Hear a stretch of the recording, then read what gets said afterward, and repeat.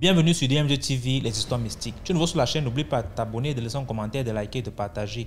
Tu veux raconter une histoire, il y a un numéro à l'écran sur le plus 237 655 81 90 17. Envoie ton histoire et on va jouer ici sur Facebook, YouTube et TikTok. On poste plusieurs histoires tous les jours sur YouTube. La chaîne c'est DMG TV à partir de 12h00. Ce qu'on fait c'est pour sensibiliser, donc s'il vous plaît laissez toujours un like, laissez des commentaires. Tous ceux qui envoient les histoires ici viennent forcément lire les commentaires. Si vous avez une question à poser, un conseil à donner à chaque intervenant, faites-le en commentaire. Merci, donc on va écouter la première histoire. Coucou DMJ, comment vous allez? Vous allez bien? La famille, ça va? Et coucou à la famille DMG. DMG, je tenais déjà à vous remercier pour ce que vous faites. Merci à votre équipe, que Dieu vous bénisse, que Dieu bénisse vos différentes familles. DMG, j'ai encore une petite histoire à raconter. Même pas, je ne sais pas si je vais dire c'est petit ou bien c'est grand. En tout cas, c'est une histoire. Et moi, je suis ivoirienne. Je viens du sud de la Côte d'Ivoire. Et par exemple, les Ivoiriens vont le reconnaître ici. Quand on dit Abidjan, c'est chez nous, là. On sait déjà d'où on vient. Donc, du coup, j'étais là, j'avais entre 9 ans et 10 ans. Je vivais avec mon arrière-grand-mère au village. Et donc, il y avait les cousines de ma mémé qui vivaient, qui avaient aussi leur cour près de la nôtre. C'est-à-dire, nous étions dans un secteur, c'est-à-dire dans un secteur où c'était plus les cousins éloignés qui avaient les maisons et autres et autres. Au village et autres, c'est comme ça. Donc, du coup, il y avait une cousine de ma mémé qui avait sa maison qui était collée à la nôtre, qui avait seulement qu'un seul garçon, qu'un seul fils. Et son fils avait tendance à boire, à aller chauffer, tout. Il avait un groupe d'amis, comme on le dit chez nous, dans ma région, on le dit chez nous, les groupes de génération et autres. Donc, soit le gars, il part, il boit, il vient. Et il part, il boit, il vient, il rentre à la maison, apparemment, il dit à sa mère qu'il ne se sent pas bien, tout. Et moi, je sais que j'étais le lendemain de son show. Moi, j'étais partie là-bas pour aller acheter la glace parce qu'elle vendait aussi la glace. Ma mère m'a envoyé pour aller acheter la glace. Pour ceux qui se rappellent encore. Donc, quand je vais acheter la glace, je vois un de ses amis aussi qui vient demander après lui et sa mère. Il lui dit, la mère lui répond à l'ami que mon fils n'est pas là, qu'il est sorti. Bon, moi après, je ne sais pas. Donc, je suis rentrée chez moi. Et je crois, une journée après, on apprend que le gars est décédé. Et puis, comment est-ce qu'on apprend? C'est l'oncle du jeune qui vient chez nous à la maison, qui vient dire à ma grand-mère que son neveu est décédé. Parce que l'oncle, c'était le frère, peut-être le frère au père du jeune, au fait, que le jeune est décédé. Donc, il fallait qu'ils ont appelé la mort pour venir le chercher. Et normalement, dans mon village, quand quelqu'un meurt et autres, et que se trouve à la maison, il faut envoyer un membre de la famille pour aller annoncer au chef du village et que le chef du village dit au griot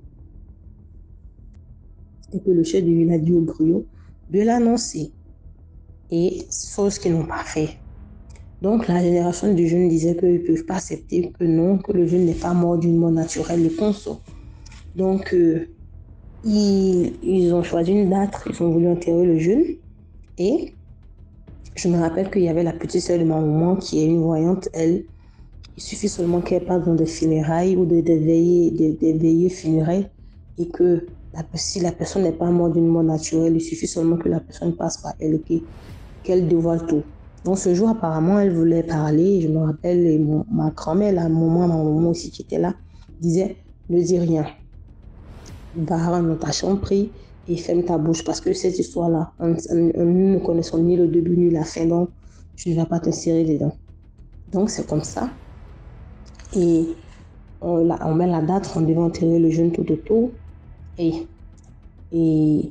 normalement, c'est sa génération qui devait l'enterrer. C'est-à-dire sa génération devait faire son tombeau et autres. Les jeunes du village devaient l'accompagner au cimetière et autres. Je me rappelle très bien, j'avais entre 9 ans et 10 ans. Mais cette histoire m'a marquée. Pourquoi? Parce que le jour qu'on devait enterrer le jeune, parce que chez nous, il faut prendre le cercueil. Quand le cercueil arrive au village, il faut passer déjà dans la maison familiale, après aller à l'église et ensuite aller au cimetière. Donc le corps était déjà parti dans sa maison familiale. Chose bizarre. Il ne voulait pas bouger de là. Sa génération a parlé juste quand il y a le dirigé de sa génération qui a versé la boisson pour lui dire ah mon gars, nous on veut t'enterrer, nous savons que ta mort n'est pas naturelle et consomme, mais pardon, rends-nous la tâche plus facile. Donc excusez-moi, donc c'est comme ça. Ils ont pris le jeune, il a accepté, ils ont pris son corps et bizarrement en allant sur le chemin de l'église, le cercueil, arrivé au niveau, le cercueil refuse de bouger. Ils ont beau faire DMG, ils ont beau dire, ils ont beau faire. Même le prêtre qui était là, il a parlé. DMG, moi j'étais là. Il a parlé. DMG, c'est qu'il a dit qu'il ne bouge pas de là. Et il y avait son oncle qui était là, son oncle qui avait, comment dirais-je même, le frère, comment dirais-je même, son père, il avait pris la boisson. Et bizarrement, dans cette histoire, sa maman elle était toute tranquille, toute sereine. Et il y avait son oncle qui avait pris la boisson, qui a pris la liqueur, qui a versé, qui a dit dans notre langue, je ne sais pas, je ne suis pas témoin de ta mort, je ne sais pas ce qui s'est passé, je n'étais pas là-bas. Moi, on m'a juste annoncé, chose que j'ai annoncée aux autres. Mais si ta mort n'est pas naturelle et que tu veux te venger, venge-toi. DMG. Je te dis que le gars là, quand son oncle a dit ça, c'est qu'il a DMG. Moi, je ne peux pas oublier ça là. 9 ans, 10 ans, je ne peux pas oublier. C'est qu'il a, je ne sais pas. Mais les gars l'avaient attrapé, c'est-à-dire ils avaient les mains sous le cercueil. Mais tu as dit c'est un rallye. C'est-à-dire que le cercueil là, c'est-à-dire, je ne sais pas comment je vais expliquer. Il faut vivre le truc pour comprendre. C'est-à-dire le cercueil là a fait voum, un coup, genre comme dans le film Ibo là. Le cercueil là a fait voum, comme ça. Le cercueil est parti juste dans la cour d'une vieille femme qui était en train de manger DMG. Qui était en train de manger. Et du cercueil, il est parti descendre devant elle comme ça. Boum. Tu vas dire c'est tourbillon, mais c'est pas. C'est qu'il est tombé là. Mais où tu l'as même baissé. Il a commencé à crier, c'est pas moi, c'est pas moi. Les jeunes de sa génération m'ont demandé, qui t'a demandé quelque chose? C'est ce cercueil qui nous a envoyé ici. DMG, c'est comme ça que le cercueil est passé. Je dis, c'est comme ça ce qu'il est passé dans le village des gens. Dans le village encore, dans la maison des gens là-bas en train de passer devant lui là, jusqu'à ce qu'il dévoile ceux qui ont participé à sa mort. Et le chef bandit là, le reste là, c'est le chef de bandit. Ce qu'il est revenu à sa place, ce qu'il est venu tomber devant sa maman, il s'est côté la tête là, devant sa maman. Bon, sa maman dit je n'ai rien fait. Son oncle à côté a demandé, qui t'a demandé quelque chose? On t'a rien demandé, hein. C'est le cercueil qui est venu se mettre devant toi. Et le cercueil là était là comme ça. Le cercueil là, regarde, on essaie de bouger ce que ça ne bouge pas. Apparemment, le cercueil, il voulait que sa maman parle. Tout le monde avait le regard fixé sur sa maman. C'est là maintenant que la dame là va parler. Il dit non, qu'elle a mangé tous les gens, tout, qu'il fallait aussi qu'elle donne, et voici qu'elle a donné son fils unique. C'est comme ça, quand sa maman a fini de dévoiler au DMG, c'est qu'il a dit ok, il a accepté maintenant qu'on parte l'enterrer. Ils l'ont enterré. Ils ont fini l'enterrer. Et autres, je te dis DMG, en intervalle de 2 mois, mort sur mort, ça meurt seulement dans le village. Tous ceux qui ont participé à sa mort là, sont morts. Et sa maman, elle n'est pas morte, hein? Elle a vécu, mais elle a souffert. Elle est morte d'une mort très atroce. Je crois il y a 2 ans, il y a 3 ans de cela qu'elle est décédée, DMG. Elle dit, toi-même tu mets ton enfant mort, toi-même tu manges ça. DMG, c'est un peu ma petite histoire. Cette histoire, il fallait que je la raconte. Oh, elle dit, ça m'a traumatisée. Je dis, c'est un peu ça, DMG. Donc, merci beaucoup la famille DMG. En tout cas, la morale de l'histoire là, c'est rester en prière, ne faire confiance à personne. Le monde spirituel là, il n'y a pas de pitié. Soit tu te aimes, ou bien soit on te mange. Donc c'était un peu ça, DMG. Que Dieu nous protège, que Dieu soit notre guide, qu'on marche avec lui pour le jour de notre vie, qui nous bénisse, qui bénisse nos familles respectives. Merci beaucoup et ciao à vous. Merci beaucoup pour l'histoire. Maintenant, on va écouter la deuxième histoire. Coucou DMG, je préfère envoyer 2 histoires du coup, comme ça tu vas choisir laquelle poster en premier. Bonsoir à tout le monde, bonsoir à toute la communauté. Voilà. Je reviens, c'est la Gabonaise. J'envoie cette note depuis le Gabon. Je reviens avec une petite anecdote. J'ai remarqué que dans les histoires de DMG, on parle beaucoup des êtres humains et tout ça. On parle très peu des animaux domestiques. On parle très peu des animaux domestiques. Donc, en fait, j'ai envie de partager quelque chose que j'ai vécu parce que j'aime beaucoup les chats. Depuis ma plus tendre enfance, j'ai toujours eu des chats et je les connais, on va dire quasiment par cœur. Et là, tout de suite, j'ai envie de raconter deux anecdotes étranges que j'ai vécues avec des chats qui va certainement interpeller les uns et les autres. Après, je sais ce qu'on dit, hein. Les chats, c'est des animaux sorciers, patati patata. Non, je ne pense pas. C'est des animaux comme tous les autres animaux. Ils ont des particularités, certes. Ils sont parfois bizarres, certes, mais ça reste des animaux. Ils sont pas autant mystiques qu'on peut le penser. Après, pour les chats, du constat que j'ai fait, comme je disais tantôt, ayant vécu avec eux, ils ont une résistance mais extraordinaire que lors de mes recherches, j'ai vraiment remarqué, et c'est les constats des gens d'ailleurs aussi, que beaucoup de sorciers utilisent le chat pour pas mal de choses à cause de leurs facultés extraordinaires. Voilà, donc pour revenir à l'anecdote sur les chats, la première, c'est... je ris déjà parce que c'est un peu drôle, c'est, je vais dire, le chat revenant. Je vis dans une famille adoptive, je suis en terminale, mais vraiment très jeune à l'époque. Et devant le portail, on retrouve un chaton qui est tout mouillé. Et j'ai mes petites cousines qui s'extasient devant le chaton. Elles supplient quasiment leur maman de l'adopter. Le chaton, il est là. Vous sentez qu'il a été abandonné et tout, il faisait pitié. Donc elles ont supplié la maman. Elles ont dit à maman, regarde le chaton, il est mignon, il est abandonné, il est devant le portail et tout, on va le prendre, on va l'adopter. Ma tante n'était pas très très chaude pour prendre le chat. Étant à la base quelqu'un de très superstitieux, elle s'est dit tout de suite, parce que c'était une personnalité de la capitale politique à l'époque, la capitale économique à l'époque, excusez-moi. Elle s'est dit, ouais, non, moi je veux pas prendre un chat, peut-être que c'est un envoyé, il est venu m'espionner, patati patata.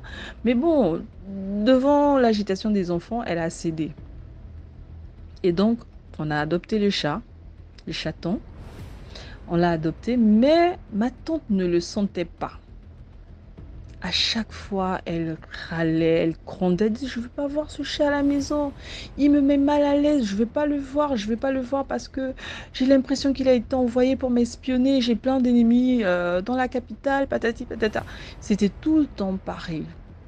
Mais les enfants disaient, mais non, maman, c'est un chaton, il est innocent, il est innocent. Et un jour, elle a convaincu un de ses beaux-frères de se débarrasser du chat pendant que les enfants étaient à l'école. Donc, qu'est-ce que le beau-frère a fait? Il a pris le chat, il l'a mis dans un sac, il l'a frappé au sol, parce que le chat, vous savez, c'est un animal ultra résistant, il ne meurt pas facilement. Donc, il a frappé le sac sur le sol jusqu'à ce que le chat ne réagisse plus. Il a attaché le sac, mais attaché, hein. Il a pris le sac, il allait le jeter dans un étang. On a vu l'étang. On a vu le sac dans l'étang. Les enfants, les filles, quand elles sont revenues de l'école, quand elles ont su, elles ont pleuré, elles ont pleuré. Bon, moi j'étais tranquille, je ne sais pas pourquoi, mais j'étais tranquille, ça m'a fait rire. Et puis, 2 jours plus tard, on rentre des cours. DMG, je vous promets, on trouve le chat au milieu du salon. On ne sait pas comment le chat il est rentré. Quand je dis on ne sait pas comment le chat il est rentré, parce que là où je vivais, chez mes parents adoptifs, mes tuteurs, s'il faut dire ça comme ça, c'était le genre de maison, la barrière est immense. La barrière dépasse la toiture.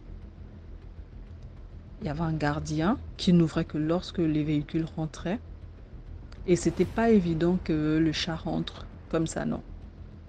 Donc on a trouvé le chaton, le chat au milieu du salon, qui nous regardait. Il nous a regardé arriver au fur et à mesure. Il nous a fixés, il nous a fixés, il nous a fixés.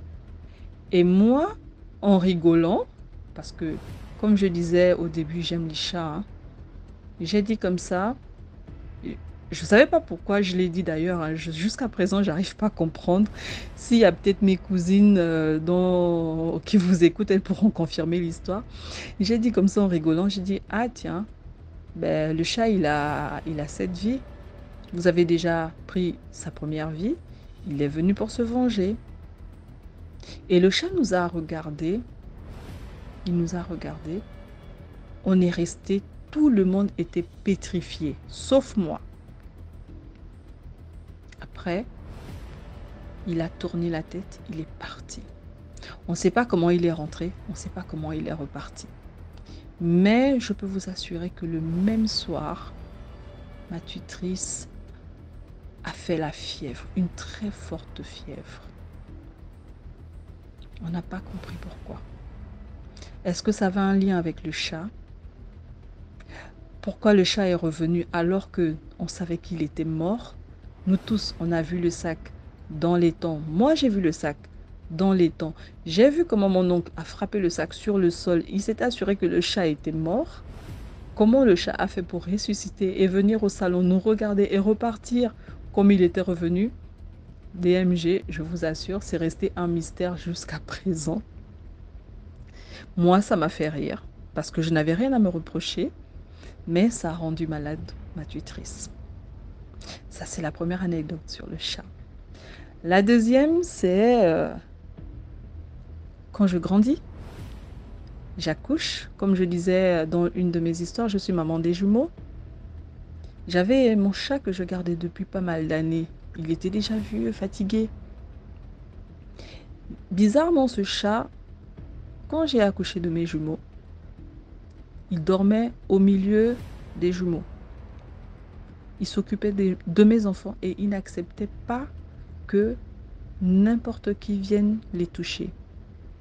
Il se comportait en fait comme un chien de garde. Tout le monde a trouvé ça étrange. À chaque fois que quelqu'un s'approche, si le chat ne te kiffe pas, comme disent les jeunes, il avait une réaction mais très ultra violente. Lorsque ça passe, il te laisse caresser la tête des enfants. Ça m'a fait rire. Et c'est resté comme ça pendant un mois. Le chat était toujours avec mes enfants. Il ne les quittait pas une seule seconde. Quand on les lave, il est là. On les couche, il est là. Il dort au milieu des jumeaux. Quand un jumeau pleure au milieu de la nuit, il pose sa patte sur l'enfant, il caresse l'enfant, il lèche l'enfant, il miaule comme pour dire calme-toi, calme-toi. Et ça marchait.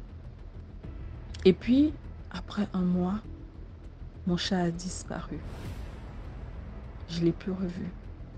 Je l'ai cherché pendant des jours. Pendant des jours, j'ai pleuré parce que c'était mon seul chat qui me restait. Pour la petite histoire, j'avais 5 chats. 4 ont disparu.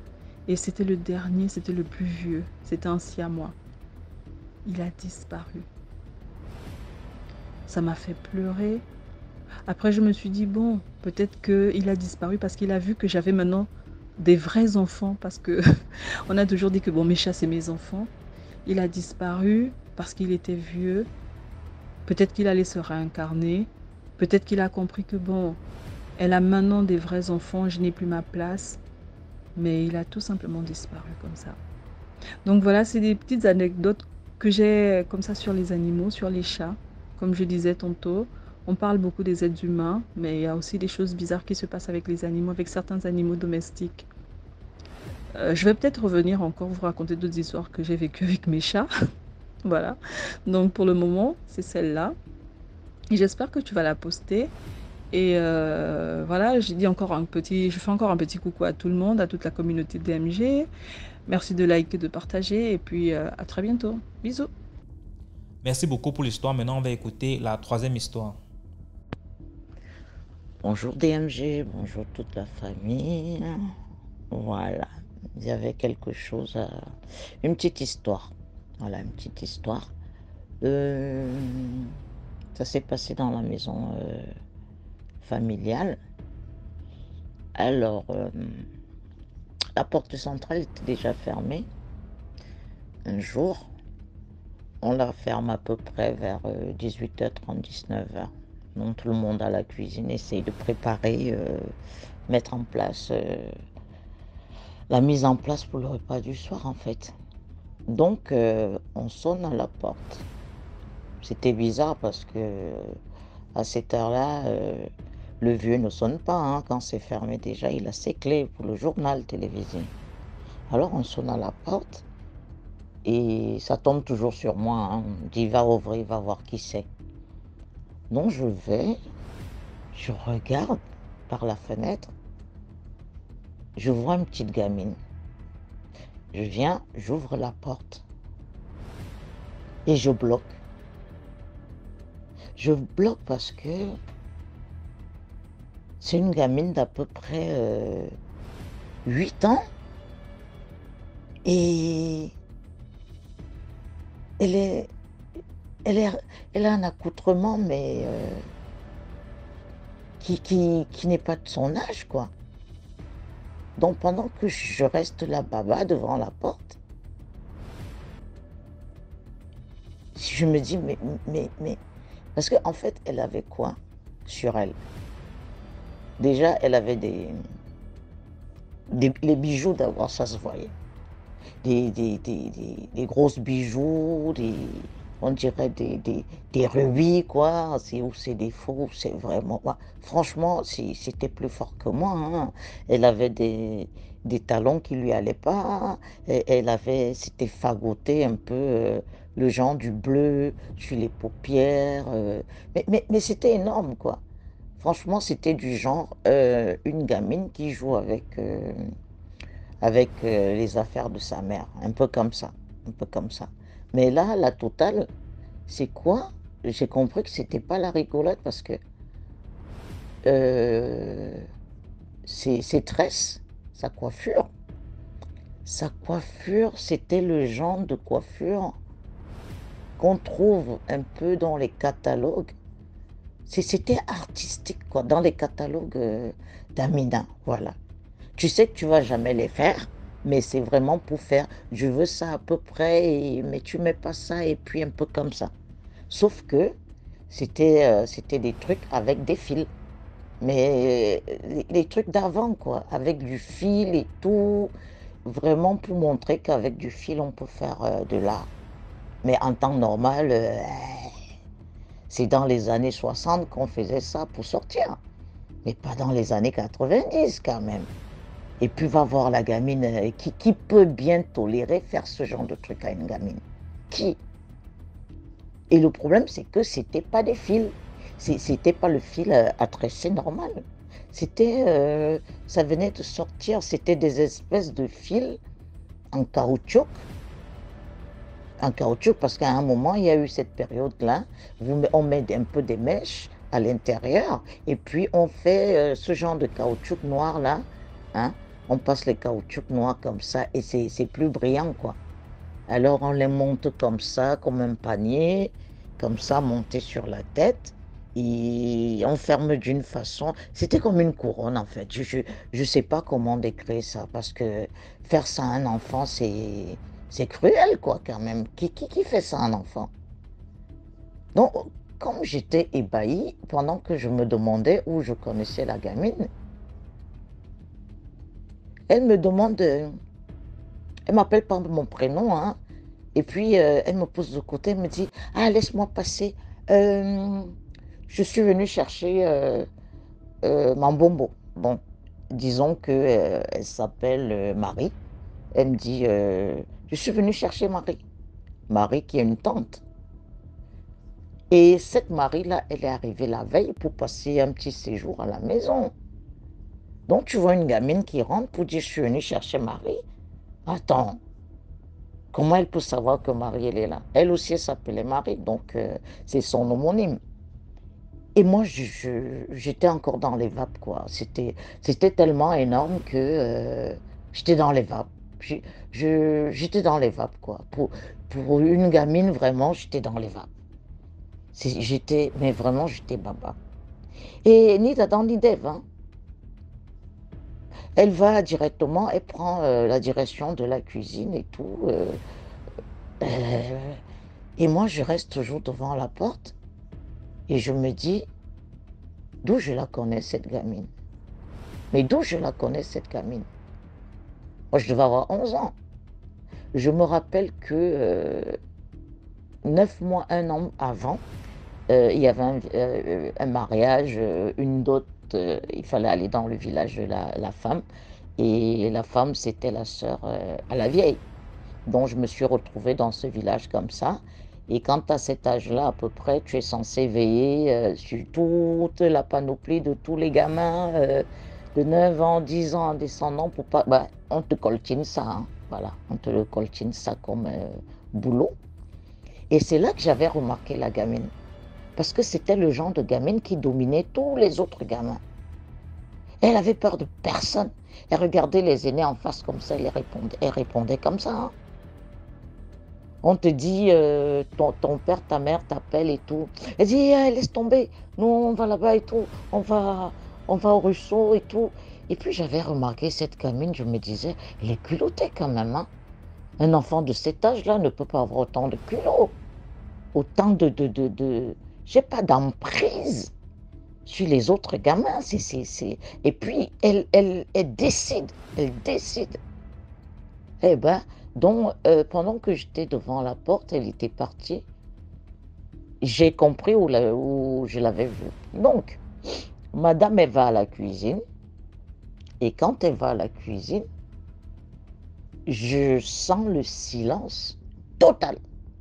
Mais c'est vraiment la cuisine des familles énormes, hein. Donc, et puis à cette heure-là, les jeunes y rentrent, tout le monde rentre. 18h, 18h30, c'est déjà la tombée de la nuit. Et puis, j'ai entendu un silence. Je me suis dit, ah, c'est bon, quoi. Ah, c'est bon. Tout le monde est resté.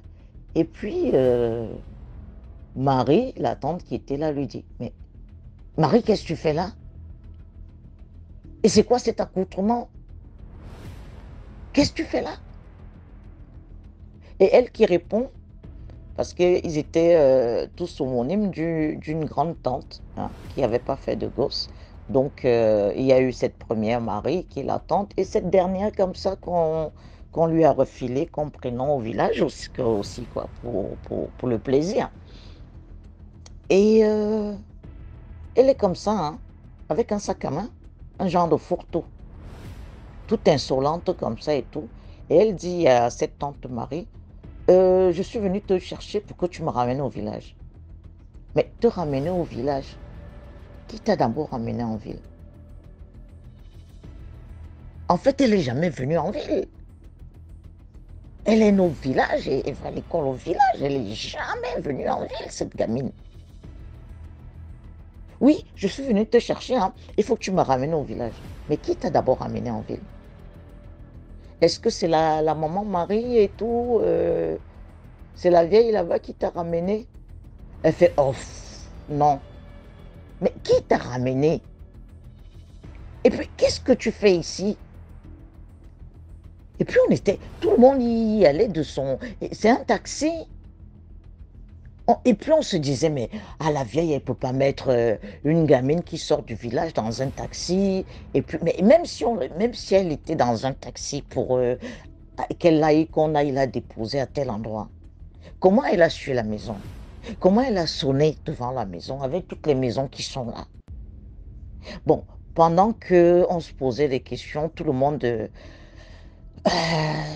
était dans un état second. On me demande d'aller voir à l'entrée comment elle est entrée parce que vers 18h30, il y a des gens qui sont un peu dehors, qui prennent la fraîcheur. Vraiment, il y avait du monde à l'entrée, quoi. Donc, moi, je vais à l'entrée et je demande à tout le monde, vous auriez pas vu une gamine passer ici? Quelle gamine? Non. Non, non, ça fait des heures, on est là, hein, on discute et tout. On n'a vu aucun gamin. Même à cette heure-ci, les gamins se lavent hein, pour faire les devoirs. Mais vous n'avez vu aucune gamine, à peu près de 8 ans comme ça. Ah non, non, non, non, non, on n'a vu aucune gamine.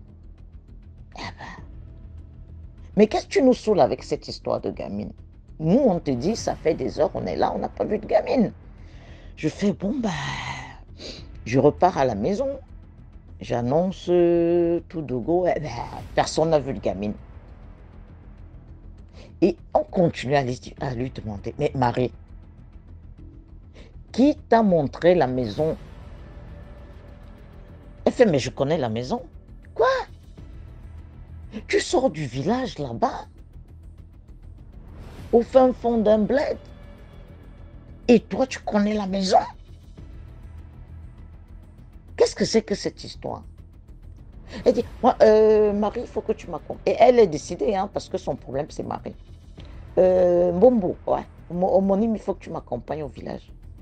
Je t'accompagne au village, je t'accompagne au village. Mais qui t'a ramené dans la capitale? Qu'est-ce que tu fous là? Et puis c'est quoi ces tresses-là?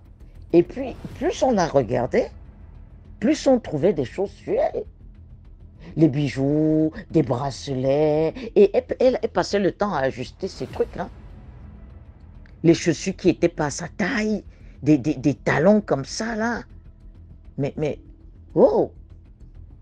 C'était vraiment du genre, un peu les mamans qui sortaient un peu là pour aller un peu se chercher, quoi. Donc, avec plein d'enfants, tu te dis, bon, à cette heure-ci, je prends mes copines, on va un peu se chercher parce que le père n'est pas là ou il y a plusieurs pères. Donc, c'est un peu comme ça, fagoter un peu, voilà. Et rien ne manquait, hein. Tout était grossier. Des boucles d'oreilles, bling bling, des chaînes, bling bling, des chaussures, bling bling. Mais c'était bizarre, il y a quelque chose qui n'allait pas. Mais qui t'a montré la maison? Mais personne dont je connais la maison. Mais comment tu as su que Marie était là? Mais je sais que Marie est là. Mais Marie est arrivée hier soir. Qui a bien pu savoir? Et toi, tu sors d'où? Mais je sors du village, hein. Je suis venu chercher Marie pour qu'elle me raccompagne. Mais déjà, tu es venu comment? Comment tu es arrivé là? Tu n'es quand même pas arrivé là juste pour prendre Marie et qu'elle te raccompagne. Et la Marie, là, la tante là qui dit, ah non, hein, ah non, hein, tu vas pas me prendre ma tête, hein, tu vas rentrer comme tu es venu. Hein. Non, non, non, non, non, non, non. On dit, mais elle est décidée sur elle. Hein. C'est toi qui me raccompagne. Et l'autre qui dit, mais non. Hein. On dit, bon, ben, comme il fait nuit, on verra demain matin. Qui fait nuit où? Qui fait nuit où? Moi, il y a les enfants dans cette maison. Hein. On ne peut pas la laisser dormir ici. Quand tu vois un enfant avec ce genre d'accoutrement, elle ne peut pas dormir dans ce genre de maison avec tous les enfants qu'il y a. Et madame, on dit, et tes talons là, tu veux pas des sandales, des claquettes? Ah non, non, non, non, non. Et ton sac là, qu'est-ce qu'il y a dans ton fourre-tout? Ah non, non, non, non, non. Elle était déterre, hein, vraiment déterminée. Hein. Bon, qu'est-ce que tu vas dire? Qu'est-ce que tu vas dire? C'est le genre, même tu peux même pas faire la morale parce que on aurait dit une grande femme, hein, elle savait ce qu'elle voulait, elle avait les airs comme ça de supériorité. Bon, on dit à la grande Marie, écoute, on voit comment tu fais avec elle, hein. Ou tu l'amènes chez la tante là-bas, la Marie supérieure là-bas, là, l'aînée, la grand-mère, ou elle dit, oui, c'est ça, c'est la seule solution. Parce qu'elle, au moins, peut trouver une solution. Hein. Et puis, ils ont des voitures là-bas. Son mari et elle peuvent aller les déposer le lendemain. Parce que cette histoire-là, c'est extraordinaire, quoi. Et madame répond à peine, elle répond pas. Elle est là, elle est arrivée, elle est là. Bon, on va prendre le taxi pour l'amener. J'ai pas besoin d'aller là-bas, hein. Elle répond. Et toi, Marie, je t'ai juste demandé de me ramener au village. Mais tu ne vois pas l'heure. Tu ne vois pas l'heure, on va aller prendre un carreau. Déjà, elle faisait peur à tout le monde. Elle faisait peur à tout le monde. Donc, il se décide d'aller dans ce quartier-là voir la mamie, la fameuse Marie à qui on a donné les deux noms à la grande et la gamine là qui sort du bled. Ils arrivent vers les 21h, ils sonnent, la dame sortait du boulot et son mari était en déplacement, heureusement. Et la mamie qui regarde, qui lui fait, mais Marie, qu'est-ce que tu fous là? Et l'autre qui lui dit, mais elle a déboulé de l'autre côté là-bas, au village là-bas et tout ça, au quartier là-bas, je suis la grande sœur. Et elle me demande d'aller l'accompagner au village, mais personne ne sait que je suis arrivée là. Je suis arrivée dans la nuit et je voulais me passer quelques jours et tout ça. Je dis, mais qu'est-ce que tu fous là? Elle répond pas. Mais c'est quoi cette tenue-là? Elle répond pas. Elle dit juste, il faut que je rentre au village. Mais tu rentres au village, tu sors d'où? Qui l'a ramené? Ben non, on ne sait pas. Elle est arrivée comme ça, elle a sonné et elle a son programme. Et qui est-ce qui lui a donné tout cet accoutrement? Mais d'où ça sort ces bijoux? On s'est dit que peut-être qu'elle est venue chez toi et qu'elle a pris ça chez toi. Elle a pris ça chez moi. Et j'aurais pris un enfant de cet âge-là, foutre dans un taxi. Mais ça ne va pas. Bah écoute, hein, si tu es une sorcière, hein, ça commence à bien faire. Hein. Tu as fait comment? Tu as volé, tu as pris un avion, tu as fait mais comment tu as fait? Comment tu as fait pour faire 500 km pour te retrouver là? Elle s'en foutait, hein. C'est du genre, moi l'essentiel c'est de rentrer chez moi, quoi. Ah oui, oui, oui, oui. Elle s'en foutait. Et la vieille qui demande, qui appelle la dame de ménage, là, qui lui demande, écoute, il faut commencer par enlever ces fameuses tresses-là parce que Et puis c'était serré, hein. On ne peut pas faire ça en enfant. Déjà, on commence par les tresses. Elle est là, elle fait la gueule. Elle fait la gueule. On enlève les mèches, on enlève les mèches, on enlève les mèches, on enlève les mèches. Ça finit pas. Qui t'a fait ça? Elle répond pas.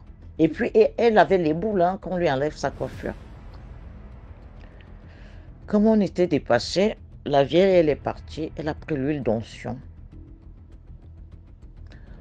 On enlève déjà, on dit, va déshabiller la petite, va lui faire couler son bain et qu'elle revienne ici. Quand elle est revenue, le sel béni et l'huile d'onction étaient déjà sur la table. Parce qu'on a dit à la femme de ménage, il ne faut surtout pas l'habiller, hein. Ramène-la comme ça avec la serviette.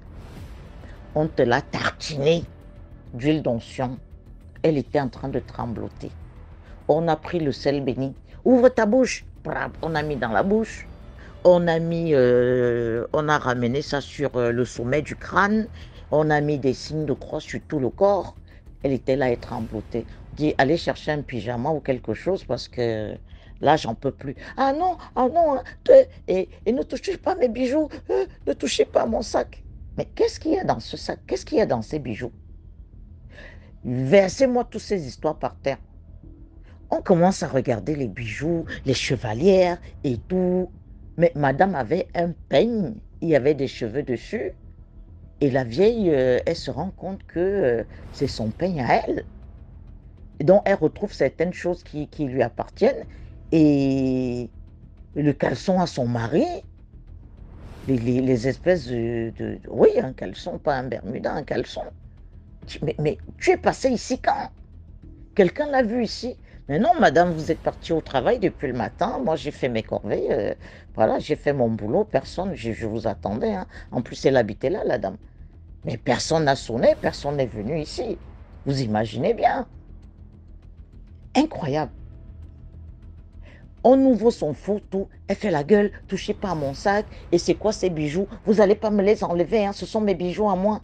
Mais ce sont tes bijoux à toi. Tu as eu l'argent où pour acheter des bijoux pareils? Elle était déterminée. On a dit, bon, ben, donnez-lui une chambre à elle, hein. Parce que même la femme de ménage qui était là ne pouvait pas dormir dans la même chambre qu'elle, hein.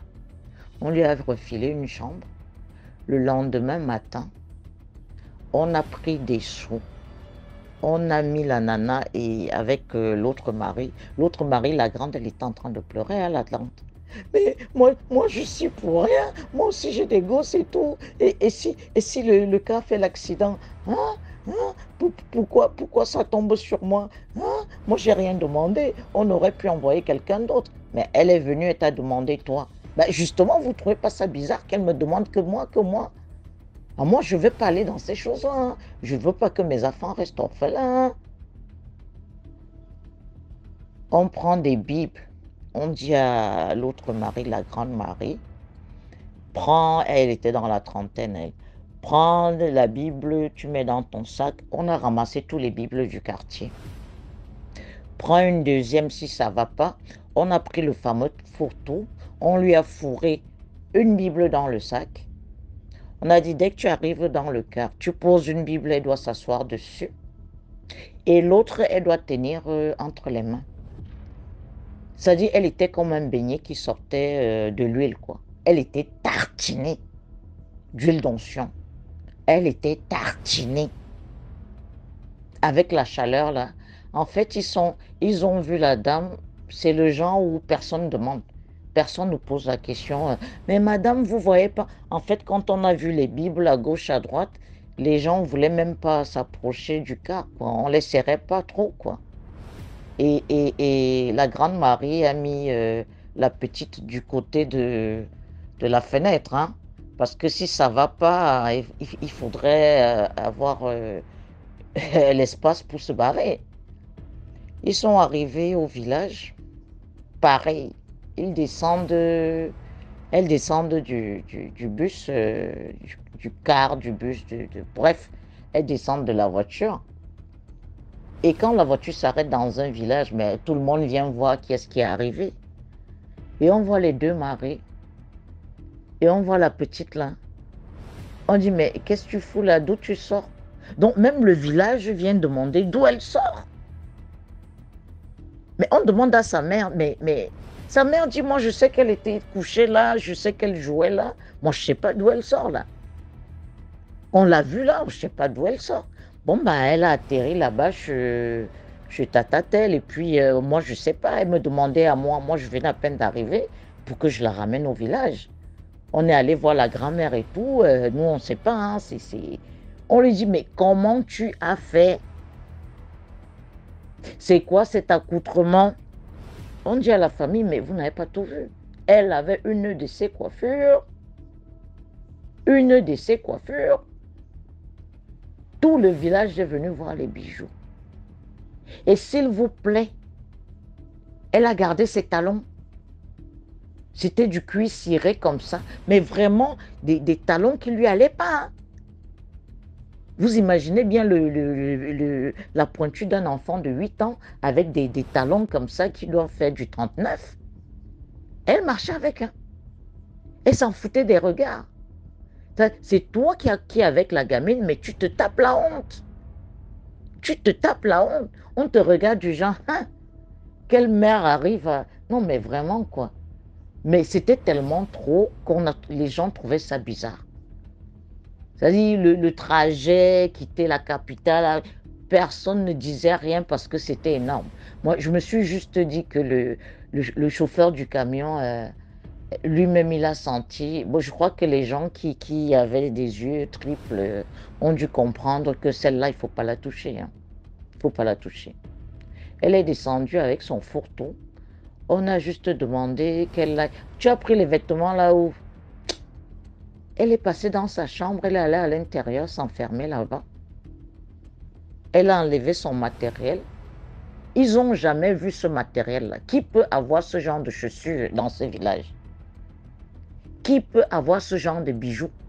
On n'a jamais su si c'était en or, si c'était les vrais rubis, les chevalières, les boucles, olé olé. Bref, on n'a jamais su. Madame est entrée là, à l'intérieur. Elle est revenue avec sa tenue, les enfants du village là, avec ses haillons pour faire ses travaux. Hein. Elle est revenue et elle s'est mise à laver ses assiettes normales. Tu as fait comment? Elle n'a jamais répondu jusqu'à aujourd'hui. Elle est devenue grande, elle s'est mariée, elle a fait des gosses. À chaque fois qu'on la rencontre, on lui demande, mais Marie, dis-nous quand même, t'es déjà grande. Comment t'as fait? Oh, vous avez des questions, vous aussi. Ah, lâchez cette histoire. Comme ça. Lâchez cette histoire. Mais comment, mais même ceux qui volent la nuit, qui ont des avions, n'atterrissent pas à 19h. Et heureusement qu'on l'avait laissé à la cuisine. Parce que si le vieux voyait ça,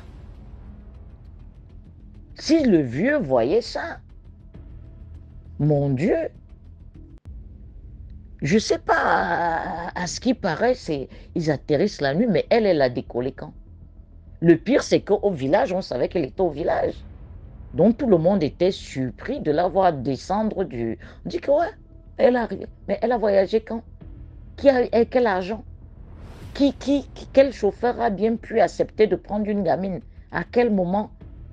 Et elle ne répondait pas. Elle faisait ce qu'elle avait à faire. Tout le monde discutait sauf elle. Hein. Elle a continué sa vie pépère. Elle n'a jamais raconté ce qu'il fallait. On s'est dit, bon, ben, pour voyager le jour, il faut le faire. Hein. Sa mère, son père, tout le monde avait peur d'elle. Hein. Avait peur d'elle au village. Et je pense vraiment que quand on fout ce genre d'esprit à des gamins, c'est dangereux, quoi. Parce qu'ils font pire, ils n'ont peur de rien. Et pour eux, c'est naturel, quoi. C'est naturel. Ah, enfin, qu'est-ce que tu veux faire? Ah, je vous dis bonne soirée. Et je ne sais même pas si je vais mettre ce voice parce que je ne sais pas comment raconter cette histoire. Je ne sais pas. Bonne soirée à vous et que Dieu nous protège. Merci. Merci beaucoup pour l'histoire. Maintenant, on va écouter la 4e histoire. Bonjour DMG, bonjour la team DMG. Je viens déposer une histoire que j'ai vécue, mais je ne l'ai pas vécue en étant la protagoniste principale, non, je l'ai vécue en étant spectateur. Donc, qu'est-ce qui se passe? J'étais encore une toute jeune fille et j'arrive à Douala, je cherche une maison. Et là, j'avais, vous savez, en Afrique, ce que nous appelons tante, machin, ça peut être quelqu'un de ton village, de ta contrée. Alors, il y a une dame de ma contrée que j'appelais ma tante qui m'appelle un jour, elle me dit, on m'a dit que tu cherches un appartement. Je lui dis oui et elle me dit, à côté de chez moi, il y a un appartement. Donc, je pars, je visite l'appartement me plaît, je vais voir la bailleresse. On se donne rendez-vous. La bailleresse est une jeune femme célibataire. Mais moi, je ne savais pas qu'elle était célibataire. Elle vivait avec quelqu'un. Elle était la chisa de quelqu'un. En fait, cette histoire, c'est la moralité. C'est qu'il faut que nous, les chisa, on respecte les femmes mariées. Alors, ce monsieur, il avait 6 enfants avec sa femme. Il sortait avec ma bailleresse. Et moi, je prends l'appartement. J'habite là, il n'y a pas de souci. Et les voisins me racontent que quand cette maison se construisait, les gens pensaient que c'est le monsieur qui construisait la maison pour lui. Personne ne savait qu'il la construisait pour sa copine. Donc, bref, cette dame, elle avait un petit garçon. Un petit garçon, à l'époque, il avait 12-13 ans. Donc, je viens, j'aménage, j'habite là, je sympathise avec la dame, mais elle était tellement orgueilleuse. Elle était belle. Elle travaillait dans une boîte de la place, une grande boîte. Elle avait un bon poste. Et puis du jour au lendemain, elle se fait renvoyer de la boîte.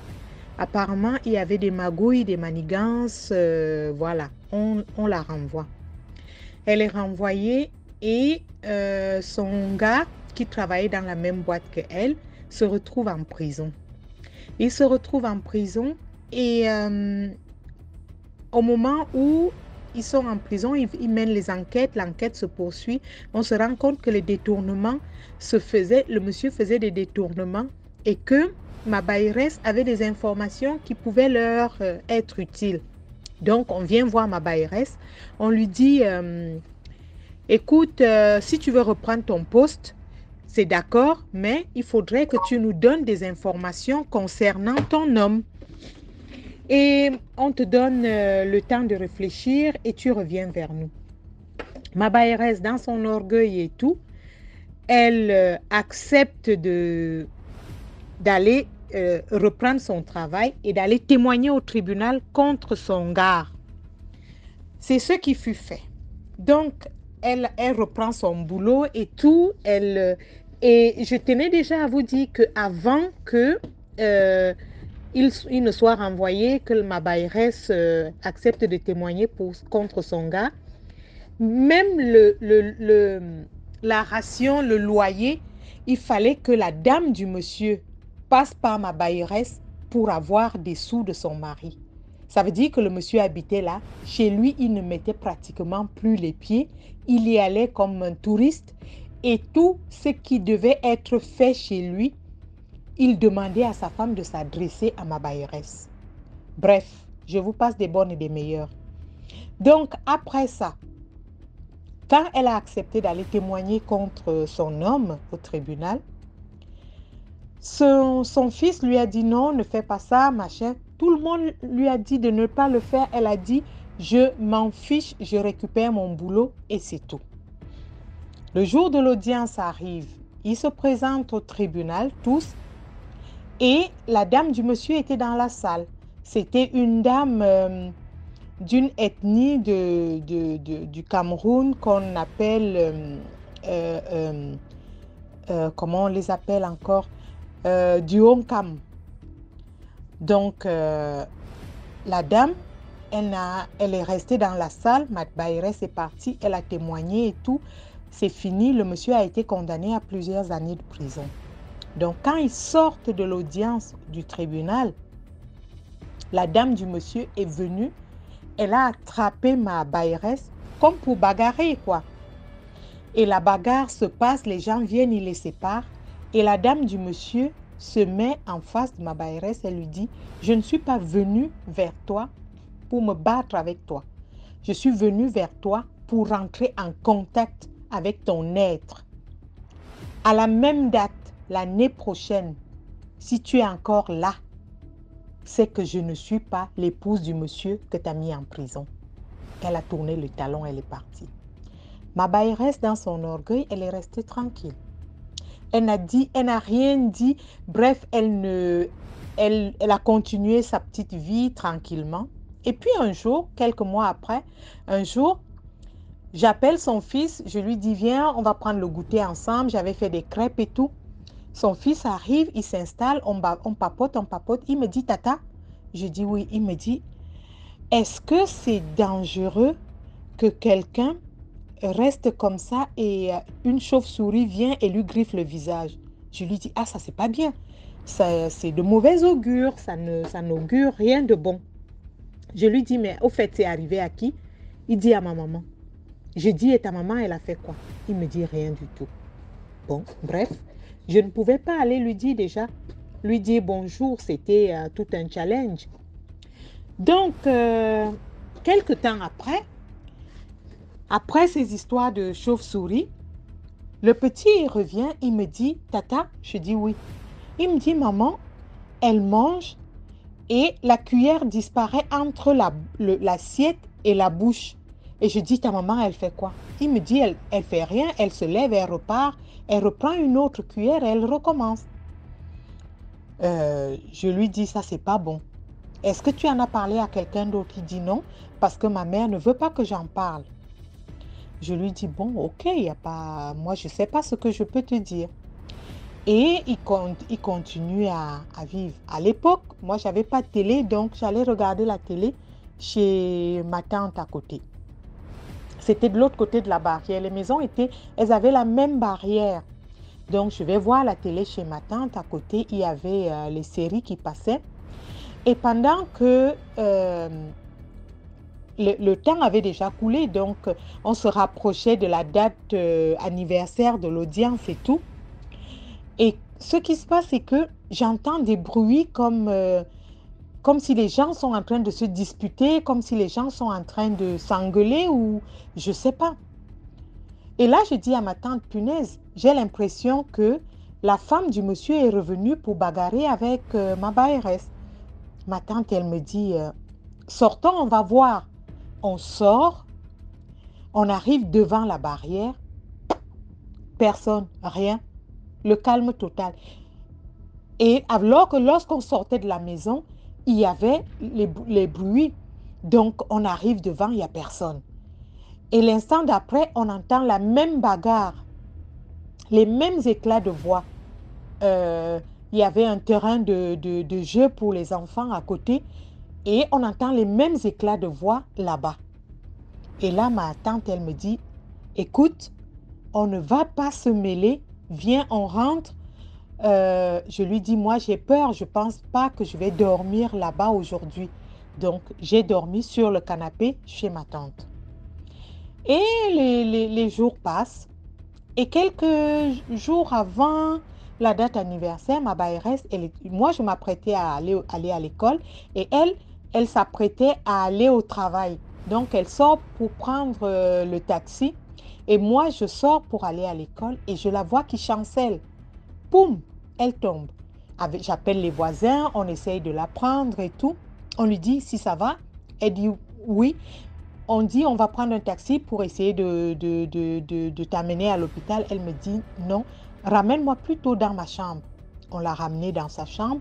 Elle m'a dit passe-moi le bloc-notes qui est au chevet de mon lit. On lui passe le bloc-notes. Elle me dit il y a des enveloppes dans le tiroir. On prend les enveloppes. Elle se met à rédiger des trucs. Je ne sais pas ce qu'elle a rédigé.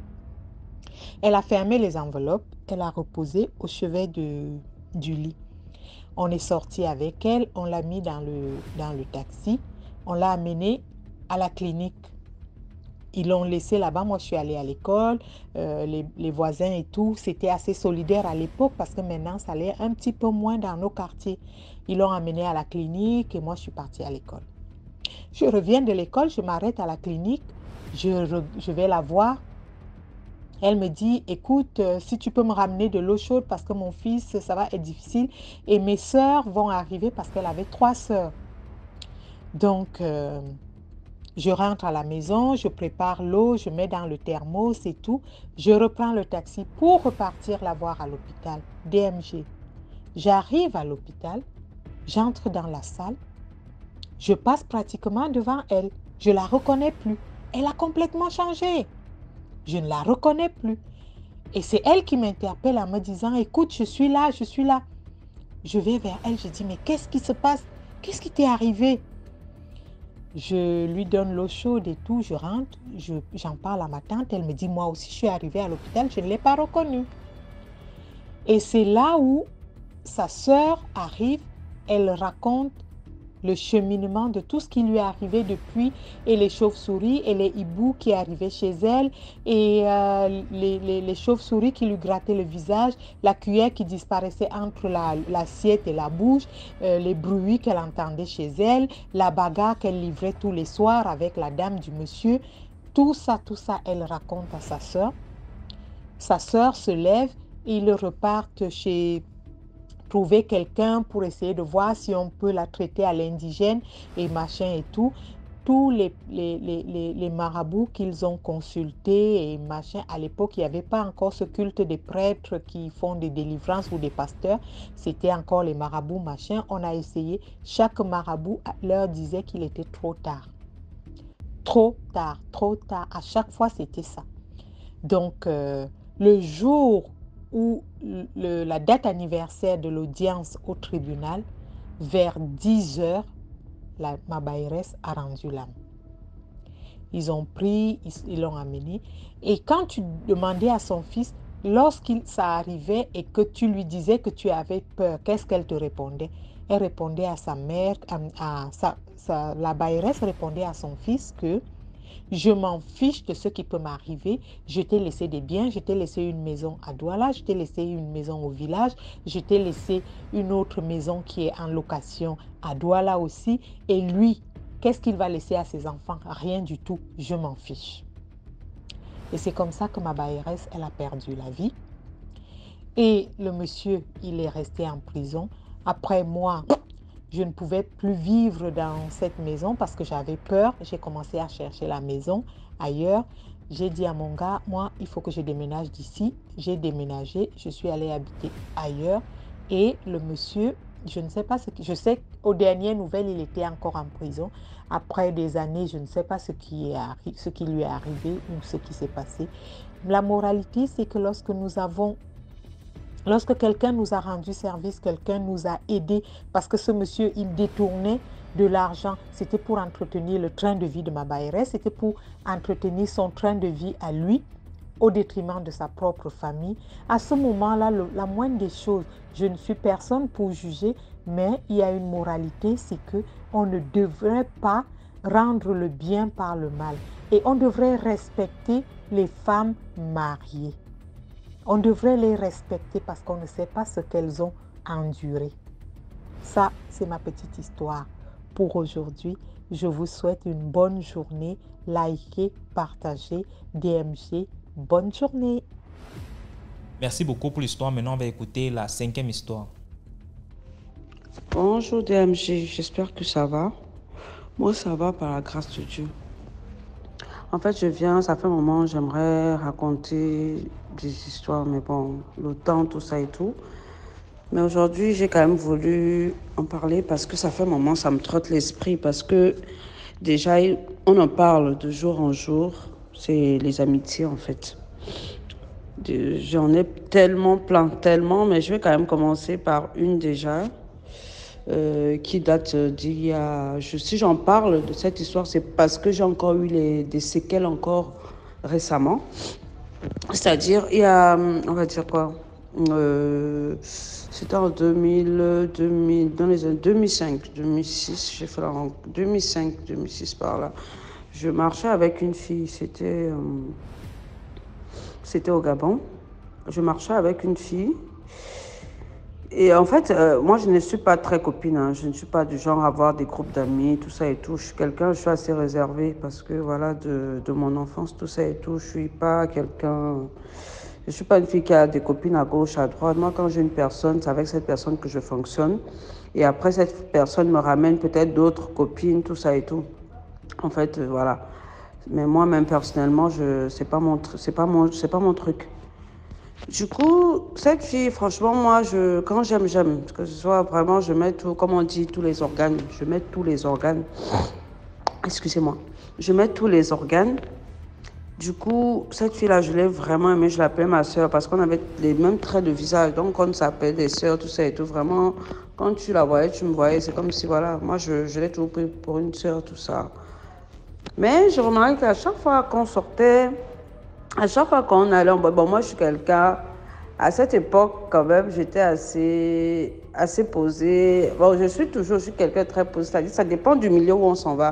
Si un milieu est assez responsable, je me responsabilise, je joue mon modèle, quoi. Comme on dit, je m'imba, voilà. Donc, la meuf, à chaque fois qu'on allait à un endroit et tout, que ce soit dans un endroit chic ou quoi que ce soit, la meuf, elle avait tendance toujours à s'agiter, tout ça, alors que moi, je suis quelqu'un, j'étais déjà très posée, très responsable, tout ça et tout. Et voilà, je tombais. Donc, à chaque fois, quand on arrivait à un endroit, il y avait des messieurs quand même de bonne... parce qu'on va pas se mentir, à cette époque, on était jeunes et... franchement, la beauté, elle était vraiment... Ça ne veut pas dire que je suis plus belle, mais... C'était, voilà, ça sentait encore le miel, le lait, comme on dit. Donc, à chaque fois que je sortais avec elle, elle me s'agitait. Mais les hommes s'intéressaient toujours à moi. Et à chaque fois, comme c'est elle qui aimait, qui bougeait, qui connaissait même déjà le milieu plus ou moins, qui connaissait déjà certaines personnes, à chaque fois, elle allait, le gars, les personnes disaient que, ah non, moi, c'est ta frangine là que je veux. Mais la fille, elle ne me disait jamais. Elle me disait jamais, mais moi je m'en foutais, en fait, je ne calculais même pas tout ça, moi je m'en foutais. C'était après, par exemple, parfois, je recroise peut-être la personne dit, mais ta soeur t'a pas dit ci, ta soeur t'a pas dit ça, que maintenant, elle m'a jamais dit.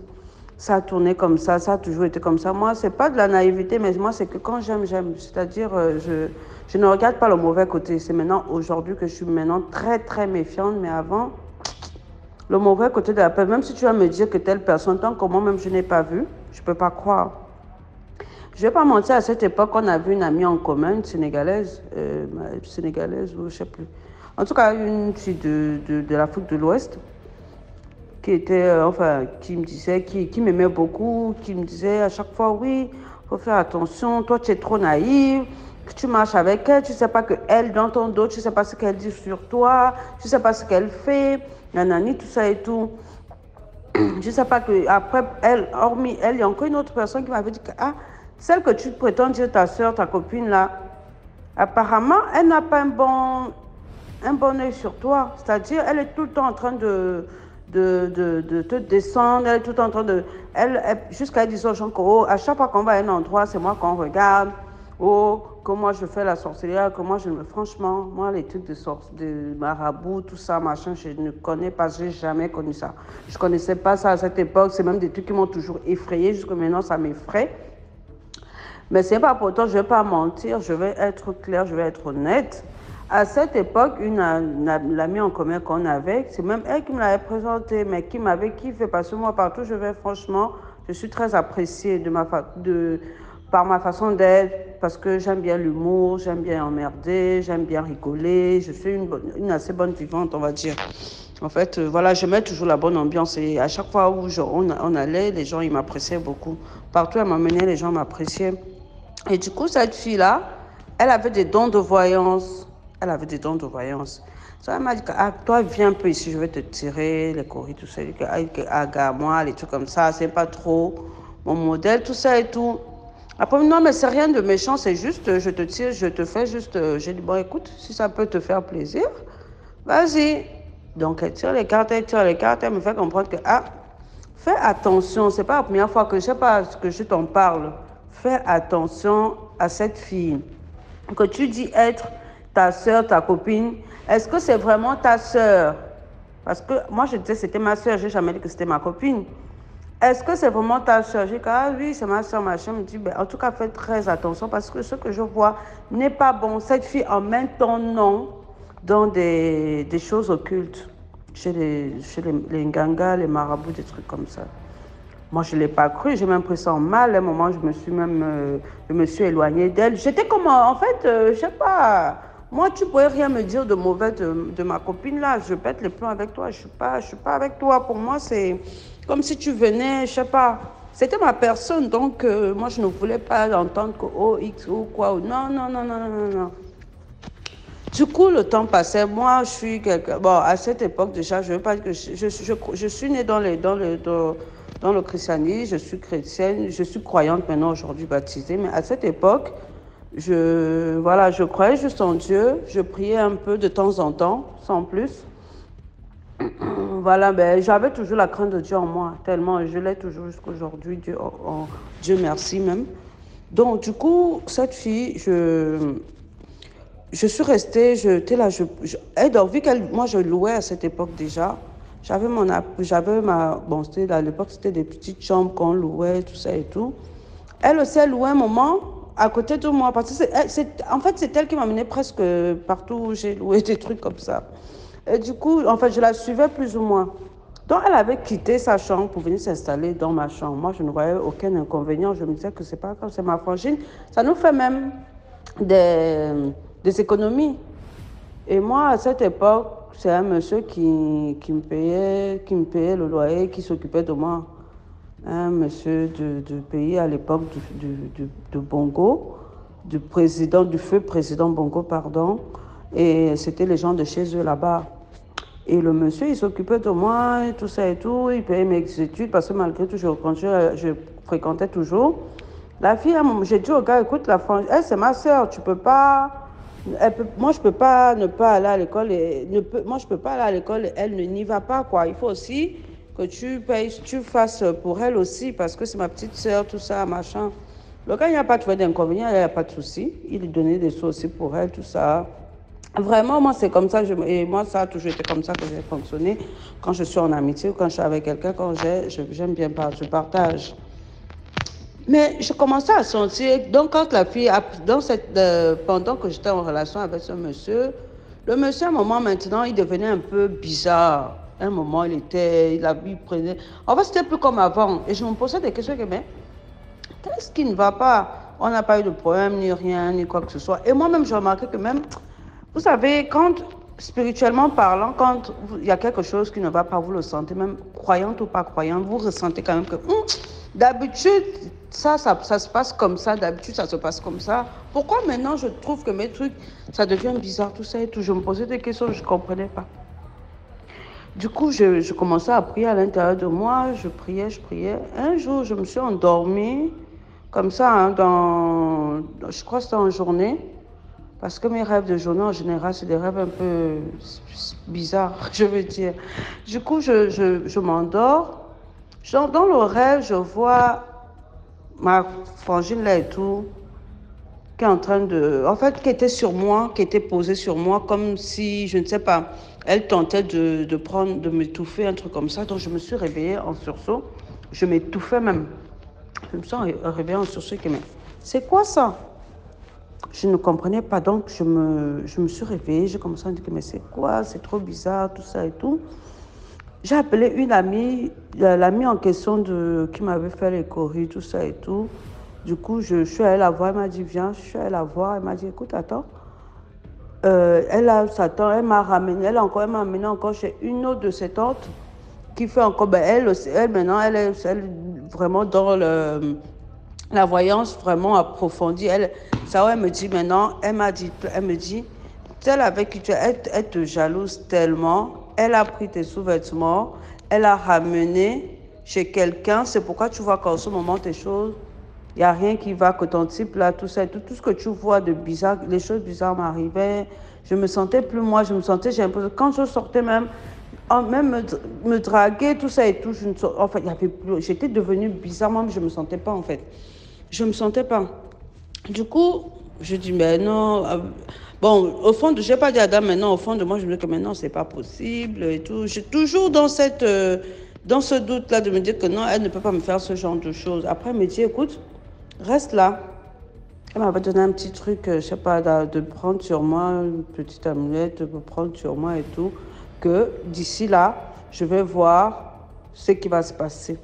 Et franchement, ça n'a même pas duré une semaine.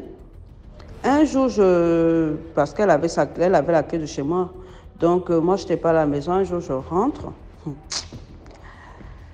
C'est que je rentre dans la maison. Enfin, elle n'avait pas vu je sais pas, Dieu fait ses choses. Enfin, tout ce que Dieu fait est bon. Elle n'avait pas fermé la porte à l'intérieur. Okay? Quand je rentre, madame, elle avait fait une espèce on va dire quoi, de fumoir avec un truc à l'intérieur. Parce que comme elle savait que moi j'étais à l'école, elle savait à l'heure que je devais finir. Mais ce jour-là, manque de peau pour elle. Je ne suis même pas allée. Je crois que je suis allée faire une course, je suis rentrée, j'avais la flemme, un truc comme ça, je ne sais plus. Dès que je rentre, la bonne dame, elle était en train de faire un fumoir. Elle avait porté mon string, elle avait porté un de mes caleçons que j'avais déjà porté, qui était sale à la veille. Attention, que j'avais porté hier.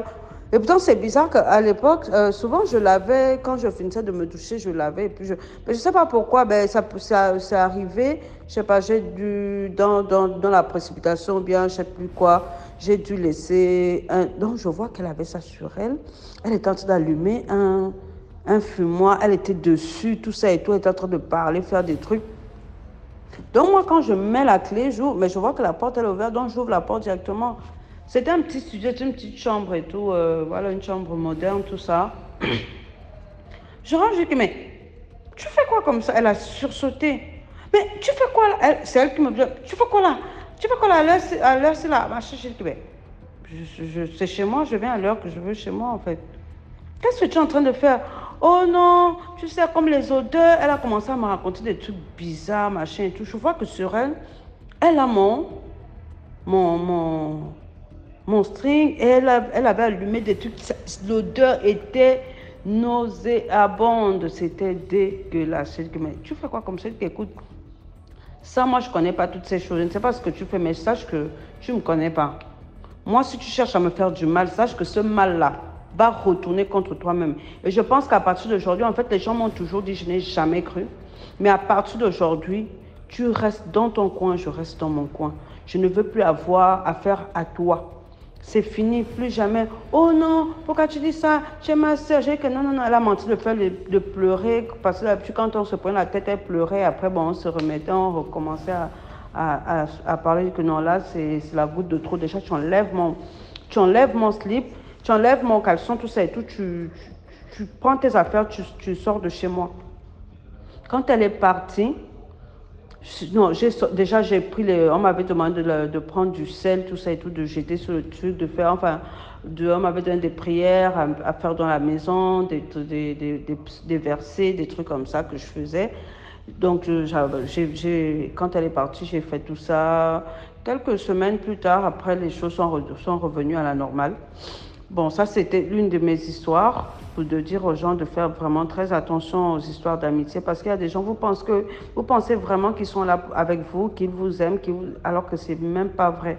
Franchement, et c'est de pire en pire. J'ai encore une autre histoire. Ça, là même encore, c'est encore même plus grave, parce que c'est récent. Bon, ça fait moins de 3 ans. Moins de 4 ans, pardon, ça fait 3 ans. Ben, je reviendrai plus tard pour vous raconter cette histoire. Mais je voulais déjà commencer par le début pour montrer vraiment pour, euh, pour essayer de voir les étapes, d'aller d'étape en étape. Parce que voilà, les amitiés de nos jours ne sont plus ce que c'était avant. Même avant, là déjà, ce n'était pas vrai. Aujourd'hui encore moins, c'est encore de pire en pire. Donc faites vraiment attention aux personnes avec qui vous marchez, aux personnes à qui vous vous confiez, des personnes que vous ouvrez vos cœurs, vous ouvrez la porte de chez vous. Parce que le dehors est très, très, très risqué, très dangereux. L'être humain ne voit que leur intérêt personnel. Donc faites vraiment attention à vous dans les histoires d'amitié, même dans les relations. Donc voilà, c'était un peu ma petite histoire et je reviendrai très vite pour une autre histoire encore. Donc voilà, prenez soin de vous. Merci encore. Partagez, commentez, likez. Allez, merci DMG encore pour tout. Merci. Merci beaucoup pour l'histoire. Maintenant, on va écouter la 6e histoire. Bonsoir DMG et bonsoir la famille DMG. Je viens ce soir vous raconter une histoire que j'ai vécue dans ma tendre enfance. Je souligne que j'ai grandi dans une famille aux côtés de mon père. La mère de mon père était tradipraticienne, elle était nganga. Donc, chaque vacances, notre père nous envoyait souvent chez sa mère passer les vacances. Et quand on y allait souvent, on trouvait des malades. Il y a des malades que l'on trouvait sur place. Il y a des malades qui venaient aussi devant nous. Parce que chez nous au Gabon, c'est souvent les vacances où les gens viennent se faire soigner. Donc, c'est un peu ça. C'était les vacances. Et là, il y a une femme que je veux donner le nom de Jeanne, était arrivée, cette dame-là, avec ses enfants. Elle avait un problème au niveau du ventre. Ils l'ont amenée un peu partout, chez les autres tradipraticiens, les nganga et tout ça là, partout. Mais rien, les gens ne trouvaient pas la solution à son problème. Et ils l'ont amenée chez la mère de mon père. Et quand ils ont amené cette dame chez la mère de mon père, qui était tradipraticienne, cette dame avait un souci, un grave problème. Quand elle est arrivée, son ventre était déjà... Elle pouvait avoir 5 à 6 mois d'une femme enceinte. Mais ce n'était pas une grossesse. C'était un problème mystique. Et ce problème mystique était était occasionnée par elle-même parce que Jeanne était une grande sorcière. Dans leurs histoires de la sorcellerie, c'était vraiment une grande femme dans la sorcellerie. Et quand elle arrive, la grand-mère a donné où elle devait dormir et tout ça et tout ça. Les enfants l'ont laissé là, mais quand les enfants devaient travailler, les enfants sont repartis. Ils ont dit à la grand-mère que quand vous avez besoin de quelque chose, une cérémonie, fait les médicaments, vous nous appelez et puis nous on vient, on donne l'argent, on va donner l'argent, on va envoyer l'argent de temps en temps, on envoie l'argent dès que vous avez besoin pour soigner notre mère. Mais la grand-mère avait dit à ses enfants que pour que je soigne votre mère, il faille que votre mère puisse confesser ce qu'elle a eu à faire. Parce que c'est un problème mystique, parce que la femme disait que ce sont ses beaux-parents qui l'ont rendue comme ça. La femme était maigre, elle avait maigri, mais le genre de maigreur où elle est mince, mais elle a un gros ventre. Et Jeanne est restée là, elle est restée là durant les 3 mois de vacances. Elle ne voulait pas confesser ce qu'elle a eu à faire. Et après, nous sommes partis, nous sommes retournés en province parce que l'école devait commencer. Nous sommes retournés en province. Et après, nous sommes encore revenus. Quand nous sommes revenus l'année suivante, on a retrouvé toujours Jeanne là. Jeanne était toujours là chez notre grand-mère. Et là, les enfants de la dame prenaient déjà patience. On disait, ah, ça fait 1 an, notre mère est là, la situation ne s'améliore pas, toujours, c'est toujours les mêmes problèmes. Donc, les enfants commençaient à douter que voilà, la grand-mère, c'est pas un bon ganga, elle ment et tout. C'est ça où la grand-mère a fait asseoir ses enfants. Elle a dit à ses enfants que moi, pour que je puisse soigner votre mère, il faut que votre mère puisse dire ce qu'elle a eu à faire. Mais elle ne voulait pas dire la vérité. Et puis le cas de la dame ne faisait que s'empirer. Le cas de la dame ne faisait que s'empirer. De mois, ça s'empirait. Le ventre ne faisait que grossir. Et voilà, un jour, la grand-mère a convoqué une réunion. Elle a appelé ses enfants et tout parce que Jeanne devait déjà mourir. Elle devait déjà mourir vu qu'elle ne voulait pas se confesser et tout. Quand elle a appelé ses enfants, elle a fait une réunion, elle a dit à ses enfants que là, je ne peux pas vous mentir, le problème là, moi je ne peux plus soigner votre mère parce qu'elle ne veut pas dire ce qu'elle a eu à faire. Mais moi je vais vous dire pourquoi je ne peux pas soigner Jeanne, parce que Jeanne ne veut pas dire ce qu'elle a eu à faire. Et voilà, la grand-mère raconte l'histoire que Jeanne était une grande sorcière dans la sorcellerie. Et dans la sorcellerie, ils ont souvent ce qu'on appelle les tontines mystiques. Et leur tontine, c'était de manger les enfants. Ils mangeaient toujours les enfants des autres. Si on dit le mois là, c'est l'autre, qu'on doit manger son enfant, l'autre doit tuer l'enfant, il l'amène et tout. Et ce jour-là, c'était une dame qui avait sacrifié l'enfant de sa fille, un nouveau-né, l'enfant de sa fille. Et là, quand ils avaient fait le rendez-vous, Jeanne était arrivée en retard. Donc, ils avaient déjà mangé et tout, mais ils ont laissé dans la marmite les os et la soupe. Et quand Jeanne est arrivée, il n'y avait plus rien dans la marmite, il y avait seulement les os et la soupe. Bon, Jeanne a pris, elle a commencé à boire la soupe là, elle a bu. Les os qui restaient dans la marmite, vous savez, les os là, quand tu manges, bon, il y a un peu de chair, elle a commencé à manger un peu la chair là et tout. Mais en mangeant, elle a croqué l'os. Quand elle a croqué l'os, quand elle a avalé, l'os est allé se bloquer au niveau des reins. C'est pourquoi elle avait une grossesse qui n'avait pas d'enfant, qui ne faisait que grandir de jour en jour, grossir son ventre de jour en jour. Et voilà, le ventre ne faisait que grossir. C'est là où Jeanne a trouvé son problème. Et elle ne voulait pas dire à ses enfants. C'est là où la grand-mère a raconté l'histoire. Et puis Jeanne a confessé. Jeanne a dit oui, c'est vrai, je suis une grande sorcière. Voilà ce que je faisais. J'ai tué l'enfant de tel, C'est maintenant elle qui disait devant les enfants, pardonnez-moi et tout. Elle avait maigri, elle avait noirci. Les cheveux étaient déjà même tombés. Ses cheveux, c'est comme si elle avait déjà le covo même.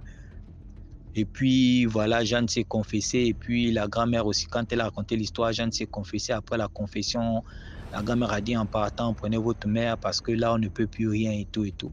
C'est là où ils ont pris Jeanne, ils ont amené Jeanne en province.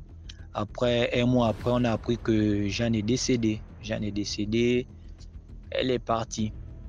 Donc, c'est pour raconter, pour dire à certaines personnes que parfois, ce sont nos parents qui sont à l'origine de notre propre échec. avant d'accuser l'oncle, la tante. Parfois, ce sont nos parents qui nous tuent nous-mêmes. Donc, c'est un peu ça. C'était mon histoire et bonne soirée à vous. Voilà, c'est tout pour aujourd'hui. J'espère que vous avez apprécié le programme d'aujourd'hui. On se prend demain pour 6 autres histoires mystiques. Ciao, ciao. Partagez, likez.